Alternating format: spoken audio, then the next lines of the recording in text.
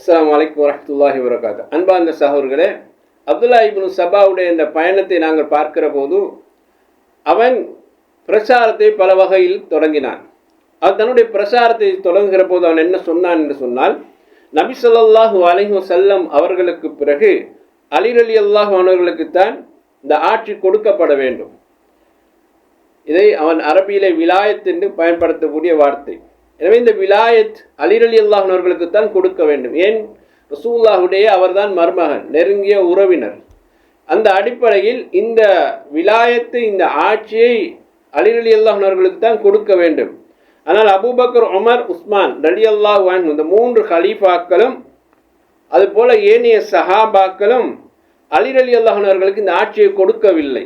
ரசூலுல்லாஹுடைய வஃபாத்துக்கு பிறகு அலியை ஆட்சிக்கு கொண்டு வரவில்லை. அவரை ஆட்சி தலைவராக ஏற்றுக்கொள்ளவில்லை. ஒட்டுமொத்த சஹாபாக்களும் அதை கொடுக்கவில்லை. அபூபக்கர் ரலியல்லாஹு அன்ஹு அவர்களும் கொடுக்கவில்லை, உமர் ரலியல்லாஹு அன்ஹு கொடுக்கவில்லை, உஸ்மான் ரலியல்லாஹு அன்ஹு அவர்களும் கொடுக்கவில்லை. அவர்கள் அனைவருமே அலிக்கு அநியாயம் செய்திருக்கிறார்கள். அலி எப்படிப்பட்டவர் தெரியுமா? அலிதான் சிறந்தவர், ஆட்சிக்கு தகுதியானவர். நபி ஸல்லல்லாஹு அலைஹி வஸல்லம் அவர்களுக்கு பின்னால் ஆட்சிக்கு வர வேண்டும் என்று நபிகளாரே அவர் ஹயாத்தோடு இருக்கிற போது வசியத்து செய்தவர், அப்படி வசியத் செய்யப்பட்டவர். உஸ்மான் ரலியல்லாஹு அன்ஹு அவர்கள் இன்றைக்கு ஆட்சியில் இருக்கிறார்கள் என்றால் இது அலிக்கு கொடுக்க வேண்டிய ஆட்சியை அவர்கள் உரிமை இல்லாமல் பறித்து எடுத்து கொண்டார்கள். எனவே மக்களே, நீங்கள் இதை பார்த்து கொண்டிருக்கிறீர்கள், எழுந்து விடுங்கள். உஸ்மானை பதவியிலிருந்து நீக்கம் செய்துவிட்டு அலியை நாம் அந்த பதவிக்கு அமர்த்த வேண்டும் என்று அவன் தன்னுடைய அந்த பிரச்சாரத்தின் முதல் பகுதியை சொன்னான். அப்போ ஒட்டுமொத்த சஹாபாக்கள் அலி ரலியல்லாஹு அன்ஹு அநியாயம் செய்திருக்கிறார்கள். இப்போ அவர் நியாயத்தை இவர் எடுத்து கொடுப்பது போல இந்த பிரச்சாரத்தை ஆரம்பிக்கிறார். இரண்டாவதாக அவன் சொன்னான், இது மார்க்க ரீதியான அடுத்த பகுதி. அவன் பேசுகிறான், ஈசா நபி பூமிக்கு வருவார் என்று இந்த மக்கள் எல்லோரும் நம்புகிறார்கள். யார் அந்த மக்கள்? முஸ்லீம்கள். ஈசா நபி மறுபடியும் இந்த பூமிக்கு வருவார் என்று நம்புகிறார்கள். இது ஒரு ஆச்சரியமான ஒரு செய்தியாகும். ஈசா நபியை விட முஹம்மது நபி தான் இந்த உலகுக்கு மீண்டும் திரும்ப வருவதற்கு மிக தகுதியானவர். ஈசா நபி போய்விட்டார்கள், அவர் மறுபடியும் இந்த பூமிக்கு வரமாட்டார், வருவதற்கு எந்த வாய்ப்பும் இல்லை. இது ஒரு ஆச்சரியமான செய்தி, ஏற்றுக்கொள்ள முடியாத ஒரு செய்தி என்று தான் சொல்கிறான். ஆனால் ஈசா நபியா முகமது நபியா சிறந்தவர் என்று பார்க்கிற போது ஈசா நபியை விட முகமது நபி சிறந்தவர். எனவே அவர்தான் மீண்டும் இந்த உலகத்துக்கு வருவதற்கு தகுதியானவர். ஏன் என்று சொன்னால், அல்லாஹ் ரப்புல் ஆலமீன் குர்ஆனில் சொல்கிற போது, நபியை நிச்சயமாக எவன் இந்த குர்ஆனை உம்மீது இறக்கி வைத்தானோ அவன் மறுபடியும் உம்மை மீளுகின்ற அந்த இடத்துக்கு திரும்பி கொண்டு வருவான் என்று 28வது அத்தியாயத்தின் 85வது வசனத்தில் அல்லாஹ் சொல்கிறான். அப்போ அல்லாஹு தாலா தான் நபியின் மீது குர்ஆனை இறக்கி வைத்தான். அப்படி இறக்கி வைத்த அல்லாஹு தாலா மறுபடியும் நபியை பழைய இடத்துக்கு அவன் கொண்டு வந்து சேர்ப்பான் என்று இந்த வசனத்தில் சொல்கிறான். அதனால ஈசா நபி பூமிக்கு வரமாட்டார், முகமது நபி தான் திரும்பி வருவார் என்று அவன் சொல்கிறான். இப்போ ஈசா நபியை பற்றிய முஸ்லீம்கள் நம்பிக்கை என்ன என்று சொன்னால், யூதர்கள் அவரை கொலை செய்வதற்காக வேண்டி வந்தார்கள். அப்போது அல்லாஹு தாலா ஈசா நபியை ஹயாத்தோடு வானத்தின் பால் உயர்த்தி கொண்டான். அப்படி உயர்த்தி கொண்டதுக்கு பின்னால் அல்லாஹ் என்ன சொன்னான்? வமா கத்தலூஹு வமா சலபுஹு.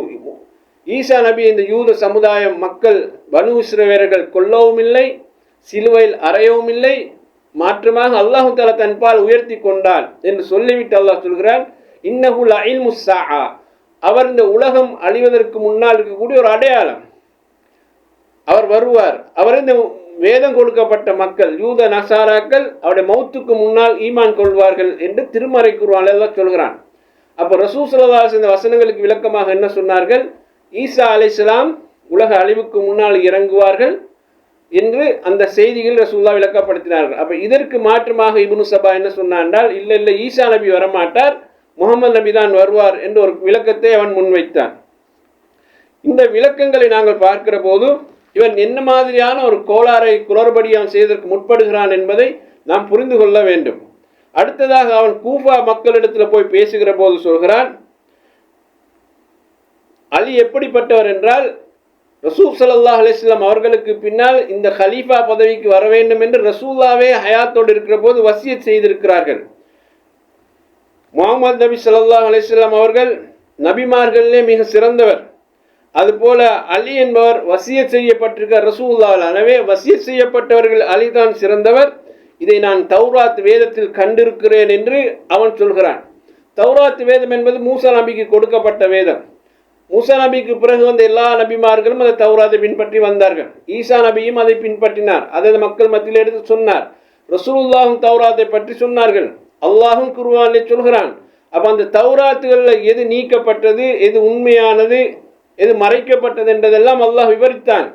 ரசூலுல்லாஹுடைய முன்னறிவை பற்றி தௌராத்து சொல்லப்பட்டது. அதையெல்லாம் அந்த சமுதாயம் மறைத்து போட்டத செய்தியெல்லாம் அல்லாஹ் சொல்கிறான். ஆனால் எந்த இடத்திலையும் அலிதான் வசிய செய்யப்பட்ட செய்தி தௌராத்தில் அல்லாஹ் கொடுத்ததாக எங்கேயுமே சொல்லவில்லை. ரசூலுல்லாஹ் அப்படி ஒரு வசனம் இருப்பதாக சொல்லவில்லை. இப்போ இப்னு சபா தான் இப்படி ஒரு குழப்பத்தை உண்டு பண்ணி சொல்கிறார். இல்லை இல்லை, இந்த வசியத்தை நான் தௌராத்திலே பார்த்திருக்கிறேன்.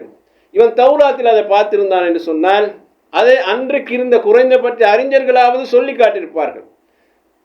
அல்லாஹ் உண்ட வஹி அதை சொல்லியிருப்பான், அல்லாஹ்வுடைய தூதரும் சொல்லியிருப்பார்கள். அப்போ சொல்ல வேண்டிய ரெண்டு பேருமே சொல்லாமல் போனதுக்கு பின்னால வேதம் படித்த எந்த அறிஞரும் இதை சொல்லாத போது இவன் புதிய ஒரு கருத்தை சொல்கிறான். இல்லை தௌராத்தில் அப்படி ஒன்று இருந்தது. இந்த கடைசி வரைக்கும் இவனுடைய வாழ்க்கையில் தௌராத்தை கொண்டு வந்து மக்கள் மத்தியில் வாசித்து காட்டி, இதோ பாருங்கள் அலி பற்றி சொல்லக்கூடிய வசியத் இதுதான் என்று அவன் சொன்னது கிடையாது.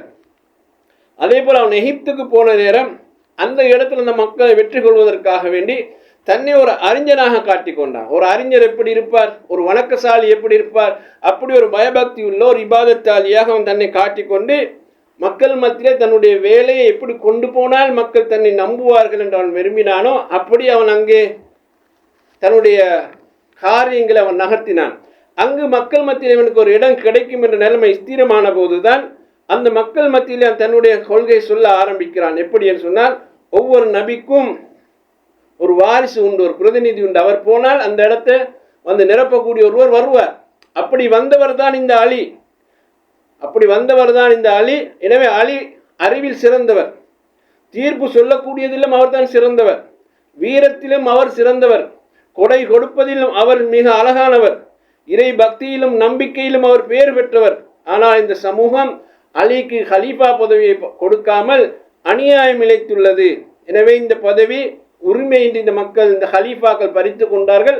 நாங்கள் திரும்பவும் அலிக்கு இந்த பதவி எடுத்து கொடுக்க வேண்டும் என்று இந்த பிரசாரத்தை அவன் ஆரம்பித்தான். இதில் உள்ள முக்கியமான ஒரு செய்தி என்ன தெரியுமா?